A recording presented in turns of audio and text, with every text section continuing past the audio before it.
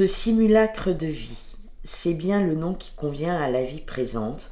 Il n'y a rien qui puisse s'appeler vivre pleinement, ni pour le corps, ni pour l'esprit, ni pour le cœur. Que de lacunes, que de misère, et pour la durée, chaque jour en voyant passer un convoi, il me semble entendre le défunt me dire « Aujourd'hui c'est moi, à toi le jour demain ». Méditez souvent pour la mieux comprendre cette parole de l'apôtre. Quotidien, mourir. Je meurs chaque jour. Alors, je t'ai préparé un thé, maman. Récemment, il y a 3 ans, je suis devenue aidante familiale pour ma maman, Florence Paillard, Bonjour du monde. qui a à l'heure actuelle 88 ans, qui vivait en Charente-Maritime, mais qui est, avec l'âge, qui avait besoin qu'on s'occupe d'elle. Et il se trouve que ma maman Florence Paillard est elle née à Vitry-le-François en 1936 et du coup ça a amené au fait qu'on a décidé de faire un retour aux sources et de revenir dans la ville d'origine de maman à Vitry-le-François. Pourquoi j'ai choisi de devenir légiste ? Parce qu'en fait, moi il y a 2 sortes de médecine légale. Il y a le médecin légiste que tout le monde connaît, qui est le médecin légiste de la mort, qu'on connaît à travers les séries, etc. Celui qui vient tout de suite à l'esprit, c'est le médecin légiste qui fait des autopsies. Et il y a le médecin légiste du vivant, donc ce que moi j'ai pratiqué en unité médico-judiciaire. Et nous, on reçoit les personnes pour établir des certificats médico-judiciaires pour les personnes qui ont été victimes de violences. Les enfants victimes de maltraitance infantile, les femmes victimes de violences conjugales, tout ce qui est violence en fait. Donc ça, c'est la médecine légale du vivant. Donc c'est un métier qui est quand même assez dur parce qu'on est confronté à la violence de la société en permanence. Donc moi, j'ai pratiqué ça pendant 12 ans. C'est très très intense et on travaille énormément puisqu'on est amené à faire des gardes et des astreintes. Donc avec les gardes et les astreintes, on travaille à peu près 90 heures par semaine. Donc là, je ne sais pas si vous voyez bien, ça s'appelle un flacon à prélèvement, donc grand modèle parce qu'il y a des flacons un petit peu plus petits. Il est rempli de formol et à l'intérieur, il y a des larves de mouches qu'on appelle vulgairement asticots. Qui proviennent d'un prélèvement que j'ai fait sur une levée de corps, parce que j'ai des compétences en criminalistique, et donc c'était à destination de techniciens d'investigation criminelle pour qu'ils soient analysés en laboratoire. Sauf que c'était très compliqué parce qu'à l'époque, en fait, il n'y avait pas une jonction parfaite entre les services de techniciens d'investigation criminelle et notre unité médico-judiciaire. Donc, ils traînaient dans le frigo de notre service et je finissais par me faire engueuler par ma chef qui me disait sors tes saloperies de prélèvement du frigo, tu vas contaminer notre nourriture. C'était le frigo du service où il y avait la nourriture pour le midi. Voilà. Et donc là, ça m'a fait mal au cœur de jeter mes fantastiques prélèvements à la poubelle. Et je trouvais qu'ils étaient tellement bien, mes asticots, que j'ai décidé de les garder. Cherchez Dieu. Seigneur, mon Dieu, vous en qui j'ai placé mon unique espérance, exaucez ma prière. Ne me permettez pas à l'accablement de m'atteindre, au point que je renonce à tendre vers vous, mais qu'avec une ardeur toujours soutenue, mon âme soupire après votre visage. Donnez la force de vous chercher, ô vous qui accordez qu'on vous atteigne après avoir encouragé à souhait l'espoir de ceux qui prétendent à vous. Saint Augustin. Et donc mes 3 grands-oncles, Jean, Pierre et Louis, dont les corps n'ont jamais été retrouvés. Mon grand-père Étienne qui avait eu connaissance de leur décès au front et qui était parti chercher leurs corps pour les ramener pour pouvoir les enterrer comme il fallait, mais qui n'a jamais pu les retrouver.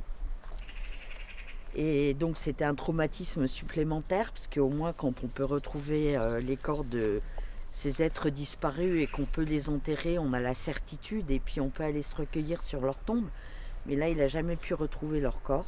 Quand il est rentré de son expédition pour pouvoir chercher les corps de ses frères, il est tombé sur une ferme où il y avait un enclos avec des cochons. Et là, mon grand-père a vu ces cochons en train de manger des crânes humains. Voilà. Mais ça l'a profondément traumatisé, voilà, parce que évidemment, ces restes humains donnés aux cochons, ça aurait pu, dans son imagination, ça aurait pu être ses frères disparus.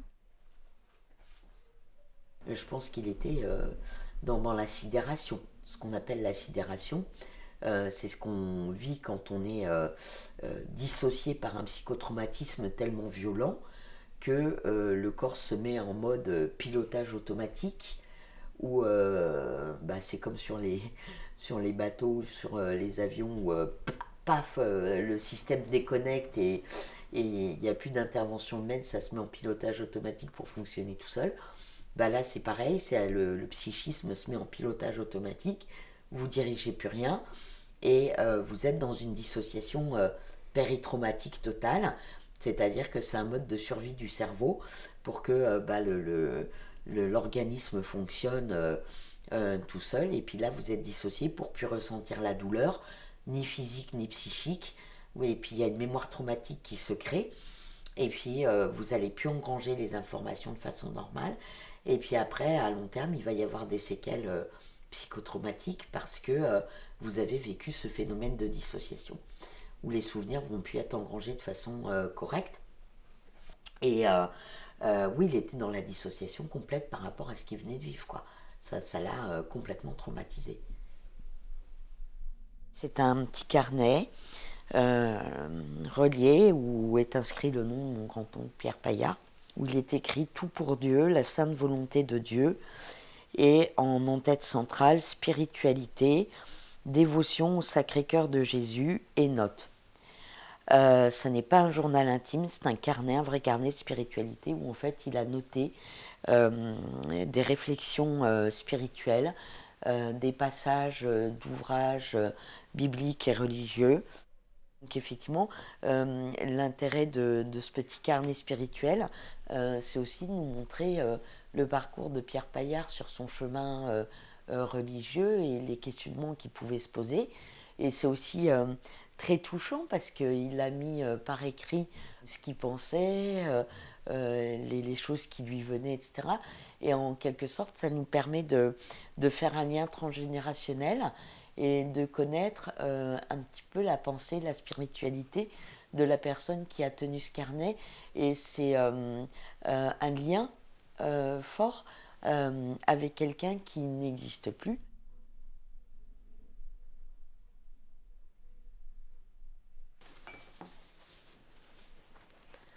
Voilà, donc je vous amène un petit échantillon de ma production.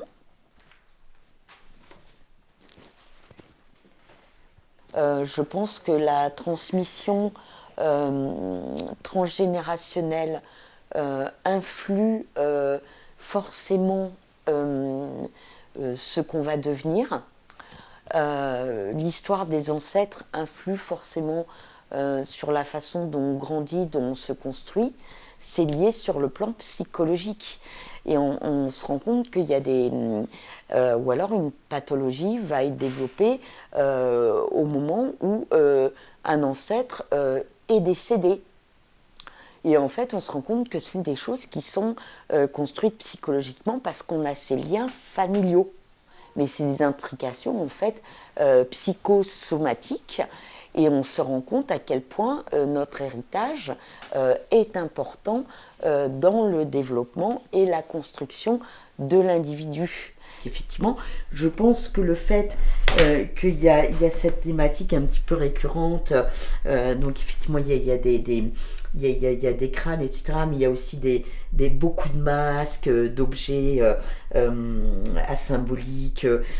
Voilà, je pense qu'effectivement, le fait qu'il y ait eu ces traumas de guerre, bien sûr, je pense qu'effectivement, ça a eu influencé une partie de mon activité picturale avec cette redondance un petit peu aussi, on va dire, entre guillemets, mortifère. Et bien sûr, je pense que si j'ai choisi le métier de médecin légiste, ça n'est pas par hasard. Quand on fait un métier de soignant, c'est que ce soit médecin, infirmière, psychologue, etc. C'est bien peut-être aussi qu'on a quelque chose à réparer soi-même déjà, de reconstruction, et on ne se tourne pas vers ces métiers-là par hasard, bien sûr, bien sûr. Ben, en fait, quand j'examine et je reçois ces personnes, euh, je pense pas au moment où je le fais à mon histoire familiale ou personnelle. C'est après qu'on est hors du soin et qu'on est sur son temps de réflexion et de repos personnel, on pense effectivement, il y a des liens qui se font dans le cerveau et effectivement on se dit que si on est là, c'est parce que il y a quelque chose qui s'est joué de la problématique familiale et personnelle dans notre trajectoire. D'ailleurs, je crois que je vous ai envoyé l'article de l'Union et le titre de l'article, c'était un docteur dans les pas de ses ancêtres.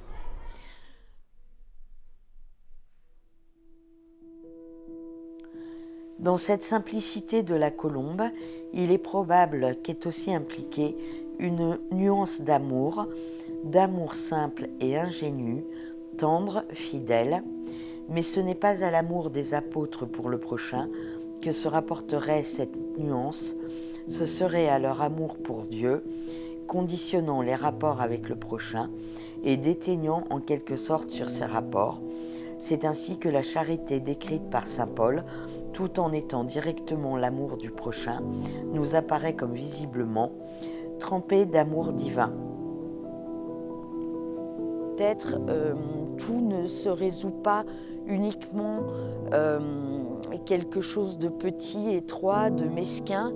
On peut peut-être servir aux autres, essayer d'être le plus bienveillant possible.